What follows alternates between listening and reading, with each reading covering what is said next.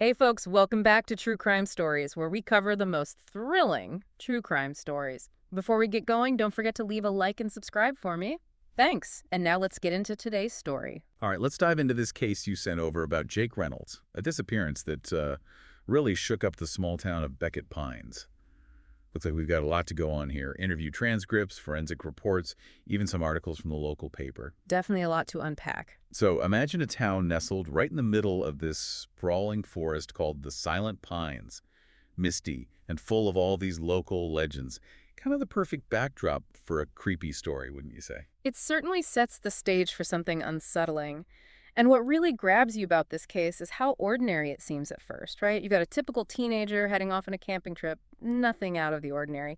But then you factor in the atmosphere of Beckett Pines, those silent pines, and it takes on a whole different feel.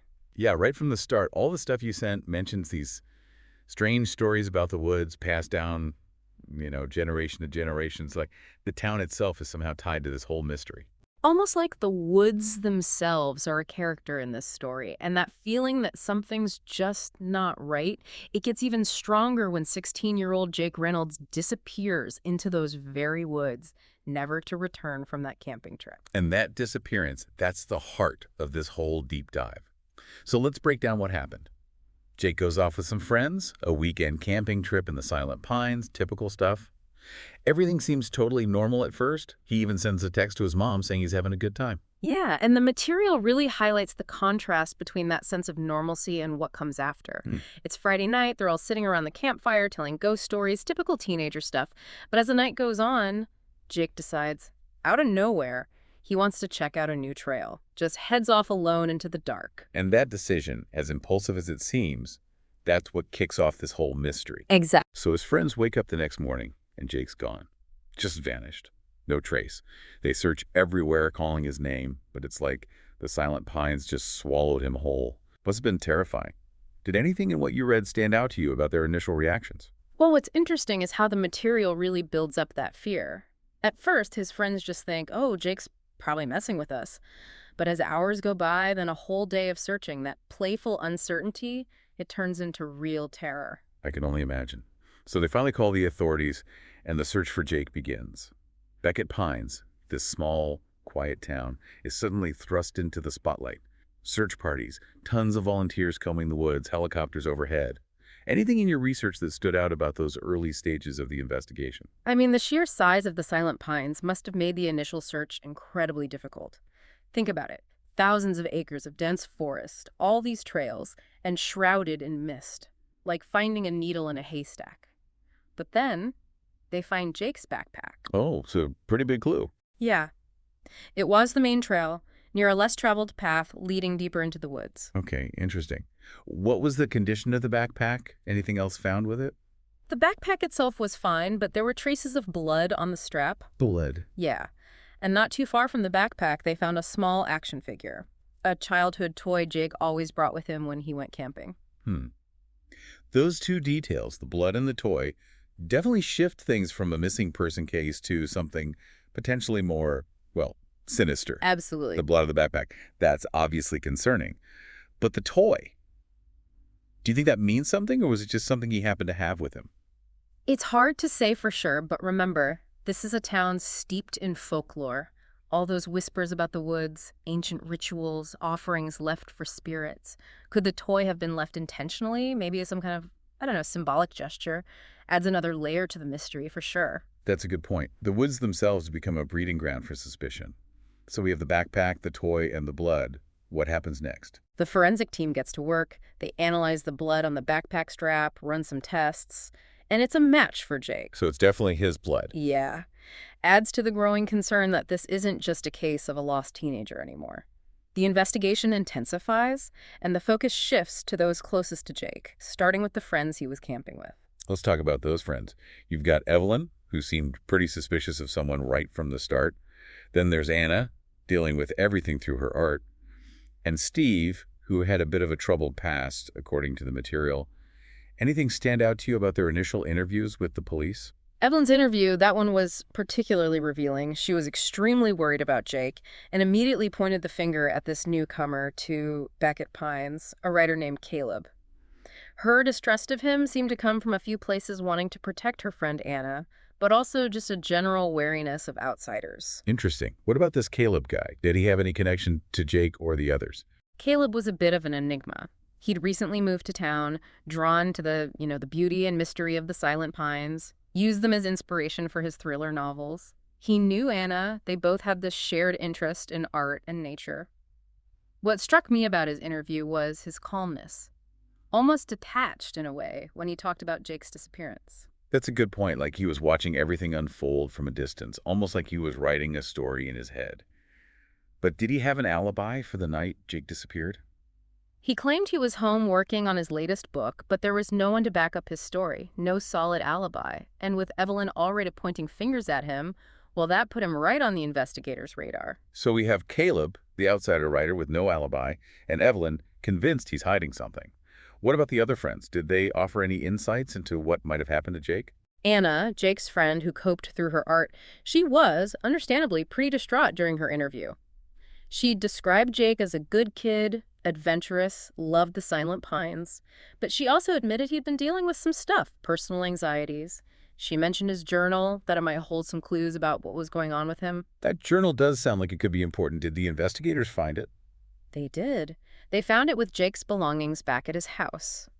The entries, well, they paint a picture of a troubled young man struggling with family pressures, feeling restless.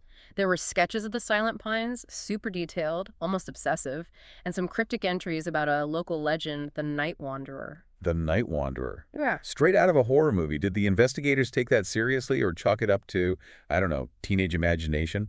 It's tempting to dismiss that stuff, especially in a serious investigation. But you gotta remember, we're talking about a small town, a place where those whispers about the woods, they hold a certain power.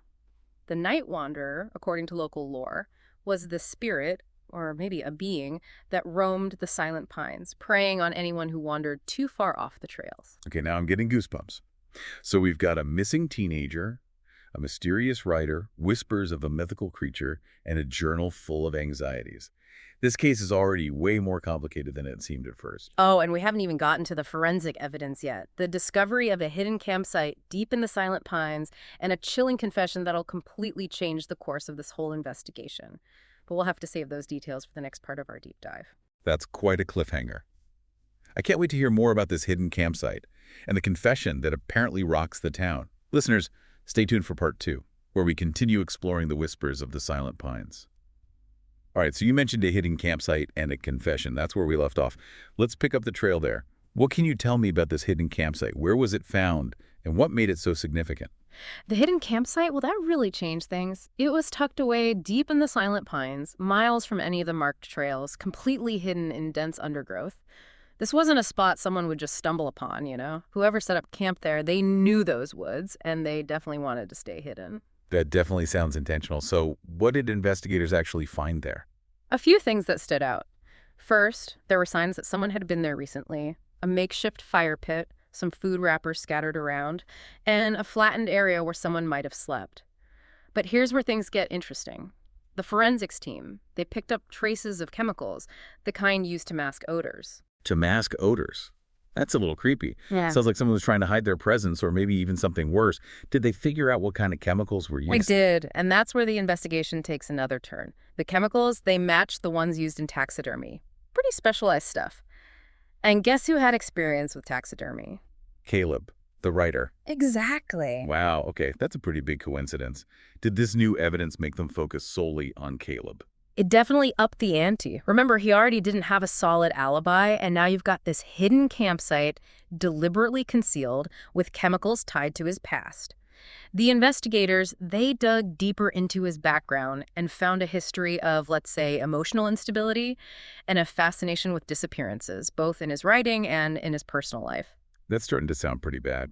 So what happened next? Did they bring Caleb in for more questioning? Oh, absolutely. The pressure was on. They confronted him with the evidence, the chemicals, the hidden campsite, and that calmness he had in the first interview. Yeah, I started to crack. He got defensive, evasive.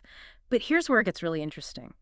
They found something else at the campsite, something that blew the whole case wide open. Okay, I'm on the edge of my seat here. What did they find? A broken branch. Seems insignificant, right? Yeah. But the forensics team, they're thorough. They analyzed that plunge and they found tiny traces of blood. DNA testing confirmed it, Jake Reynolds' blood. Well, that changes everything. It's not just a missing person case anymore. This points to some kind of struggle, a confrontation, maybe even foul play. Did this finally break the case open? It did. Faced with this mounting evidence, the holes in his story, and his own inner demons, Caleb, he finally cracked. He confessed. Wow. A confession. What was his side of the story? What happened to Jake that night in the Silent Pines? Caleb said he ran into Jake on the trail, both of them drawn to the woods, feeling restless, needing to escape. They talked for a bit, two lost souls searching for something in the dark. But then, according to Caleb, things escalated. They got into a fight. A fight? What started it? Did he say why he attacked Jake? Caleb claimed that during their conversation, Jake stumbled upon the hidden campsite, the one Caleb had set up for his taxidermy projects, his way to get away from everything. He panicked, didn't want to be found out, and in that moment of desperation, he lashed out at Jake. So it was more of a crime of opportunity, not something he planned. That's what Caleb maintained. He said that in the struggle, Jake fell, hit his head on a rock. He claimed he tried to help, but it was too late. Panicked, terrified, he hid Jake's body deep in the woods, using his knowledge of the area to cover his tracks. That's just heartbreaking. A chance meeting, a moment of panic, and a young life is lost. Did he tell them where he hid Jake's body? He did. As part of the confession, he led investigators to this secluded ravine, practically impossible to find without him. And there, hidden under a bunch of branches and leaves, they found Jake's body. The autopsy, it confirmed that he died from the fall, and there weren't any signs of torture or anything like that, which, kind of backed up Caleb's story. So it really does seem like it was a tragic accident, a fight that went wrong, not a premeditated murder. But what about the blood on the backpack strap and the toy left near the trail? Did he explain those? He claimed the blood on the backpack, that was from a small cut Jake got earlier that day, nothing to do with their encounter. And the toy, he denied planting it, insisted it must have fallen out of Jake's pocket during the fight. Convenient explanation. Hmm. But it does fit with his story of panicking, not having a plan. Regardless, the confession, the body being found, all the evidence pointed to Caleb being responsible for Jake's death.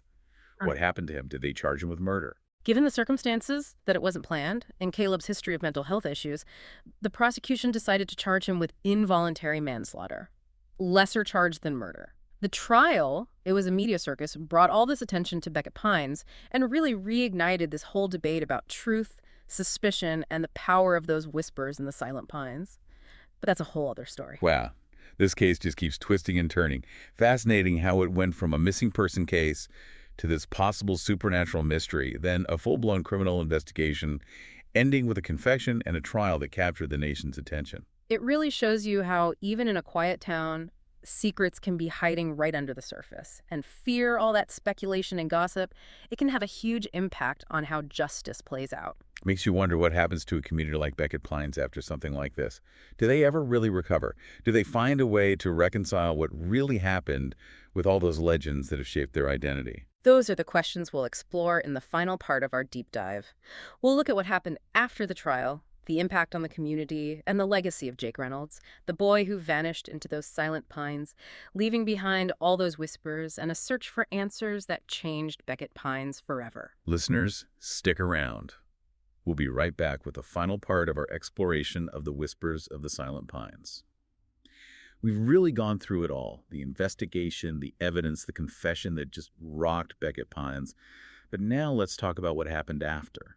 A young life was lost, a newcomer was put on trial, and the whole town had to deal with this tragedy, all tied up with their local legends. So what became of Beckett Pines after everything settled down?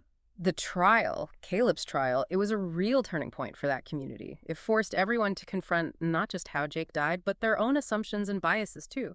Remember how early on people were quick to suspect Caleb because he was an outsider, someone who didn't fit in with their close-knit town? Yeah, and Evelyn's distrust of Caleb right from the start, all that talk about outsiders, it definitely shaped how people saw the investigation early on. Do you think the trial changed any of those perceptions? Oh, for sure. As the trial went on, and people learned more about Caleb, his past traumas, his struggles with mental health, how truly sorry he was for what happened, it became a lot harder to just label him as the bad guy. The people in Beckett Pines, they had to face the fact that the truth was a lot more complicated than all the rumors and whispers made it seem. It's a good reminder that things aren't always so black and white, especially in cases like this. Did the material you looked at offer any insights into how the community reacted to the verdict? Well, the verdict, involuntary manslaughter, it brought up a lot of mixed emotions. Some people thought it was too light, that Caleb should have been punished more severely for Jake's death. Others recognized the role his mental health played in the whole thing and saw the sentence as a step towards understanding those kinds of struggles better with more compassion. It must have been incredibly tough for everyone involved, a time for reckoning and reflection. Did the town manage to heal, to move on after such a divisive event? You know, it's really interesting. The source material actually highlights the resilience of the people there. The tragedy, as awful as it was, it actually sparked some positive changes in Beckett Pines. There was this surge in community initiatives, all focused on mental health awareness, especially for young people. Jake's death opened up a conversation about the hidden struggles so many people face, and the town came together to create resources and support networks. That's really incredible. They turned their grief and anger into something constructive, something that could help prevent future tragedies. Did this new focus on mental health extend beyond just the younger generation? Yeah, it definitely did. It sparked a wider conversation about mental health across all ages and groups. The community realized that those whispers, those anxieties and fears that had been around for so long, a lot of that came from a lack of understanding, a reluctance to talk openly about mental health. So they started to break down the stigma to create a more supportive and empathetic environment. It sounds like they were taking concrete steps to break down those barriers. Hmm. Did this new perspective also affect their relationship with the Silent Pines? The woods, which were once seen as this place of mystery and danger, well, they became a place for reflection, remembrance, and healing. They created a memorial garden close to where they found Jake's backpack, a quiet place for people to remember him. It symbolized their commitment to honoring his memory and learning from what happened. That's really beautiful. They took a place of fear and sadness and turned it into a space for healing and growth. It's like they were reclaiming their connection to nature, finding comfort and strength in the very woods that used to feel so threatening. Right, and this shift went beyond just the physical environment. There was a real effort to make everyone feel like they belonged, especially newcomers. They recognized that those whispers, the distrust of outsiders, it played a part in the tragedy. So they started community programs to welcome new residents, bridge those divides, and create a more harmonious atmosphere. It's amazing how this case, as dark and tragic as it was, ended up inspiring so much positive change.